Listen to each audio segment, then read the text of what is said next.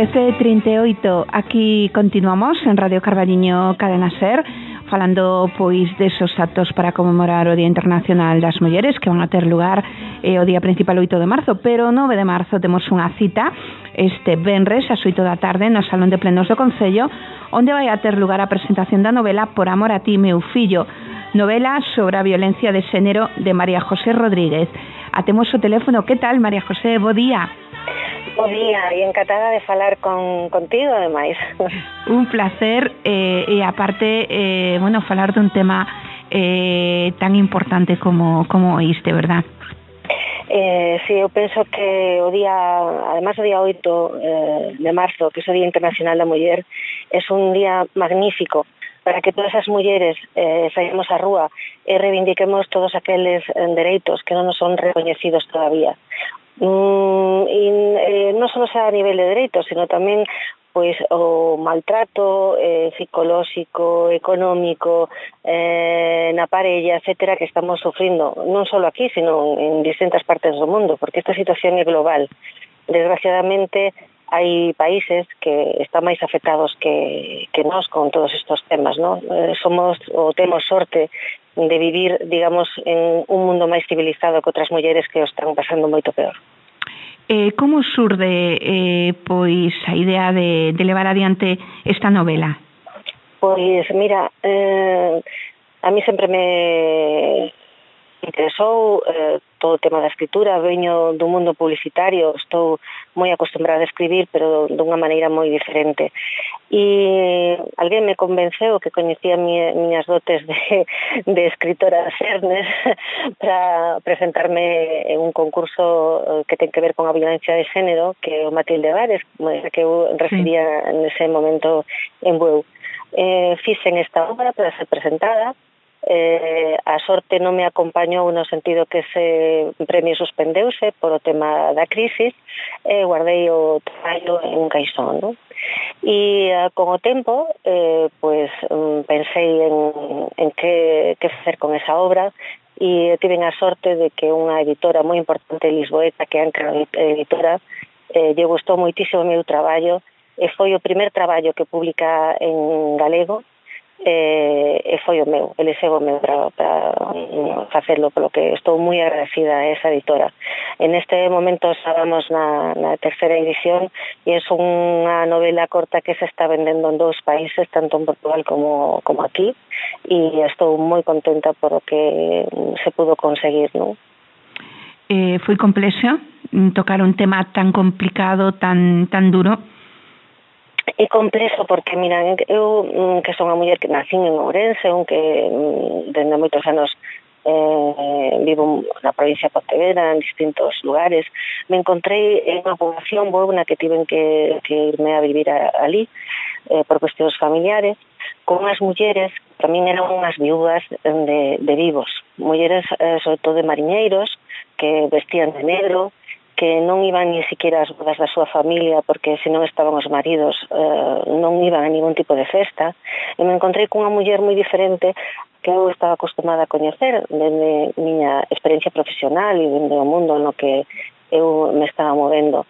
E a partir de aí, e tamén dunha situación familiar na que hai unha persoa de miña familia que tivo que estar protegida por unha parella da Guardia Civil cunha sentencia por maltrato, sensibilizoume de tal maneira que decidín que iso tiña que facelo público e facer un grito de alguna maneira para que eso que sempre se tapou durante tantos anos, cando algo pasaba, lle decían a familia, pois é teu marido, tes que aguantar, cousas polo estilo, pois dera forza a todas as mulleres que están pasando esa situación e decirles que se pode sair de esa dependencia emocional, desa situación de maltrato e sobre todo, aparte deste tema, o que a mí me interesaba que es que os xóvenes se deran conta que unha cousa o amor romántico e outra cousa é a realidade e confunde moito términos como amor e paixón e desexo, e algo que teñamos que traballar con os máis xóvenes, os temas das emocións, que é tremendamente importante para que cando se relacionen digamos, nas súas primeiras relacións con con outros xóvenes se den conta realmente cando as están maltratando e cando non, que é unha relación sana e que non é unha relación sana, non? Por desgracia, cada vez aumenta o número de xóvenes que consideran que o feito de que a súa parella pois este pendente de todo o que fan as 24 horas, de que estén pendentes do seu móvil, se convertiu nunha normalidade, non? Aí claro, xa falamos dun acoso, xa falamos de un control absoluto. Pensan e confunden de que esas demostracións son de amor porque están pendentes delas, e non é así, eso non é amor, eso é control. El control non ten nada que ver con amor. Por eso, para min é tan importante falar con os jóvenes, porque o futuro é tremendamente importante a educación nas emocións e como relacionarse con os outros, non? E aquí, digamos, todos temos unha parte de culpa, desde os contos que nos contaban de miúdas, donde todas éramos princesas e sempre pensamos en un cabaleiro subido a cabalo que nos rescataba de un castelo, hasta as películas, hasta a sociedade, etcétera, etcétera, non? Por eso é importante falar con eles, porque é o futuro. Y tenemos que buscar de alguna maneira que esta sociedade patriarcal que leva tantos siglos sometendo as mulleres en prol de unha superioridade masculina se rompa dunha vez. Somos seres humanos diferentes, homes e mulleres, os dous temos os mesmos dereitos e as mesmas obligaciones, e o que non podemos permitir é que unha muller gane neste país 5.000 euros de media menos que un home, que nas administracións haya un número menor de mulleres porque non se mira a súa capacidade profesional, sino simplemente no seu xénero, non? Entón, hai tantas cousas por facer. Eu penso que esta reivindicación, o ver 15.000 mulleres fai este domingo aquí en Vigo protestando por todo isto, e porque as mulleres realmente xa estamos fartas. E isto non é ir en contra do home. Eu non penso en que estos cambios se teñen que facer en contra do home. É o contrario, necesitamos dos homes para que os dous, homes e mulleres, cambiemos esta sociedade, unha sociedade moito mellor para os fillos, que a fin de contas é para o que temos que traballar, non? E son o noso futuro. Exactamente, é o máis importante para min. E por iso gostaríame xa que este libro é capaz de contactar con tanta xente e que xa vamos na terceira edición, que é algo que realmente me emociona, saber que con miñas palabras, meu escrito, sou capaz de tocar os corazóns das persoas, e que si sirve para que unha muller xoven se dé conta de que está acontecendo na súa relación, que non é sano. Si se dá conta de a dependencia emocional que ten, que non é amor. Se se dá conta de que non pode vivir en ese maltrato e que non se pode manter unha vida por os fillos cando hai un maltrato por medio, pensando nos fillos, porque é un erro. E iso fan moitas mulleres en silencio. Si calquera, por calquer motivo, está pasando unha situación mal e este libro lle sirve para algo, eu ficaría feliz e contenta de que esta situación digamos, sirviera para axudalas e para respirar e para sair de eso que lles pasa, ¿no? O que lles acontece. Non te podo preguntar de que vai o libro, porque eso non se debe preguntar. Non te podo preguntar exactamente que pasa nesta novela, porque esa é a asignatura que temos todos pendientes, non? Primeiro temos que leela. Te vou dar unha pequena introducción. Perfecto, sí, así unha pequena. Para que xa nos entre así a familia de ler. De acordo, pues que a estas horas é perfecto. Este é un xoven, Martín, que como moitos marcha de seu povo, neste caso foi a estudiar a Cataluña. Ali coñece unha muller, unha médica catalana, se casa e forma unha familia fermosa con 2 fillos. E ven a casa da mai, que chamase María, e que vive ali en ese pobo pesqueiro en Bueu, pues como todos os fillos que van a casa, para que lle fagan as comidas ricas, para encontrarse con os amigos, para que os miúdos, os netos disfruten da avoa, ¿no? E en uno destos últimos viaxes, desgraciadamente, a súa mai María ten unha enfermedade que é o Alzheimer, ¿no? É algo que para él destroza o seu corazón porque a muller que o sacou diante na súa vida, que pelexou por el todo a mí por haber, non? Entonces el ven neste viaxe a hacer o viaxe máis difícil da súa vida, que desmantelar a casa, porque vai a lugar a unhos veraneantes, ven unha ambulancia medicalizada para levar a súa mãe a Cataluña porque quere terla o máis próximo posible para pasar os últimos tempos con súa mãe e a pechar sus recuerdos, súa memoria e súa infancia. E cando entra a casa e lle di as dúas mulleres que a cuidan as 24 horas do día a súa mãe, pois o que lles pide es que da parte íntima de súa mãe, o que ten o secretario e demais, que ali non o toque, que se lo quere hacer el personalmente. Estoy abreviando moito, estoy saltando moitas cosas para chegar a un punto que é o que quero chegar. Cando el súa mãe está vendo por a ventana a xente pasar, colle o secreter, o abre, encontra un libro moi belamente decorado, un diario, e ao abrir ese diario encontra unha mensaxe de súa mãe que lle pide que por favor que o lea, pero sobre todo que non a sucie, non? E eso de encontrarse con a intimidade dos pais é bastante difícil para un fillo. Entón el o pecha, medita se o lee, se non o lee, se non o lee. Definitivamente chegou á conclusión de que iba a hacer o que lle pide súa mãe, que lelo, e se senta en frente de súa mãe unha butaca e de maneira aleatoria colle o libro, o abre e aí empeza a verdadeira historia da súa familia, de seus orígenes e realmente a novela. E invito a todos a coñecela. Meu agradecimento por diante por todas as persoas que a través de medios de comunicación, do Facebook, da miña página web, fan os comentarios que fan sobre o libro, a chegado ao Brasil, saído a Londres, ido a un montón de sitios diferentes. Agradezco tamén os comentarios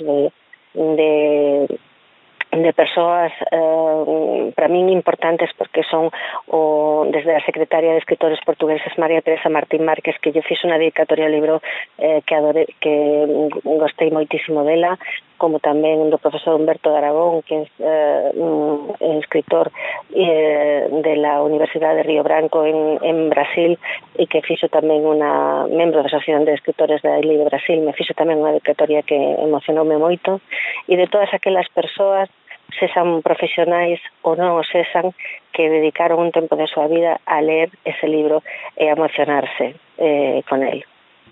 Pois é un gran motivo para envolvernos por amor a ti, meu fillo, e sobre todo sensibilizarnos non con esta situación. Como ben tivemos a oportunidade de falar antes de entrar en directo, é un libro, é unha novela que cando pechas as súas follas, cando rematas, sigues involucrado dentro da vida dos seus protagonistas, verdad?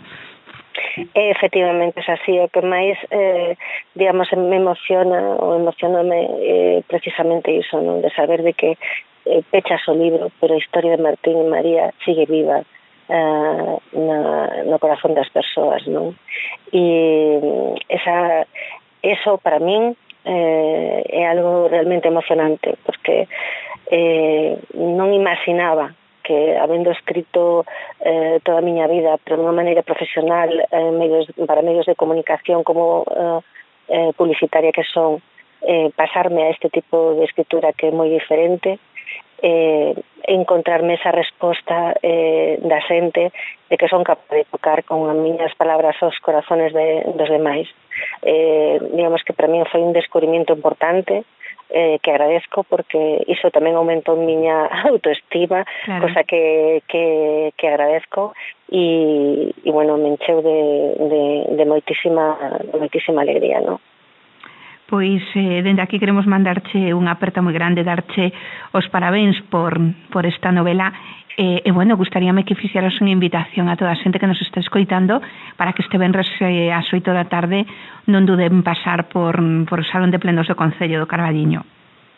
Pois, en primeiro, moitas gracias a ti e a vosa emisora por darme a posibilidade de que moitas persoas me estén escoitando neste momento, por tanto agradecida por iso. E nada, simplemente quero invitar a todas as mulleres e homes de Carballiño que este venres, o día 9, ás 8 da tarde, nos salón de plenos do Concello, teré o placer de falar sobre este tema e me gustaría que acompañaras a esta escritora, porque penso que podemos facer un encontro donde todos podemos falar desta situación e me encantaría aprender de todas as persoas que estiveran presentes e poder pasar un bo rato xuntos. Mira, fai uns minutiños antes de entrar a falar contigo, falábamos ca Concellera de Servicios Sociais, ca Concellera de Igualdade do Concello de Carballiño, e destacábamos pois esta presentación, e falábamos tamén de eso, non, da importancia de concienciar e sobre todo de educar, porque agora mesmo está tamén nas nosas mans ese futuro que está aí por diante. Totalmente certo. Alegrame muitísimo saber que desde Marina, desde a concelleira que tedes aí en Carballiño, sea unha das prioridades que teña o Concello. O futuro sempre está amando aos jóvenes, porque os adultos hai actitudes que podes cambiar de alguna maneira, pero un adulto xa de unha certa idade que está feito é moi difícil cambiarlo, non? Porque es cambiar a súa estrutura, a súa personalidade. Non sendo que el se dé conta da situación e por el mesmo quera facer un traballo, pero facer un traballo significa un esforzo e non todo o mundo está disposto a traballar sobre si mesmo, a facer ese esforzo, non? Por iso é tan importante traballar sobre os jóvenes e traballar sobre algo que estamos perdendo, que ten que ver con os valores, e esos valores se teñen que traballar principalmente na casa. Por eso é tan importante que os pais se conciencien da educación que dan aos fillos, de que hai que pasar tempo con eles, porque o que é máis triste é saber que un maltratador se está facendo desde os 4 aos 5 anos.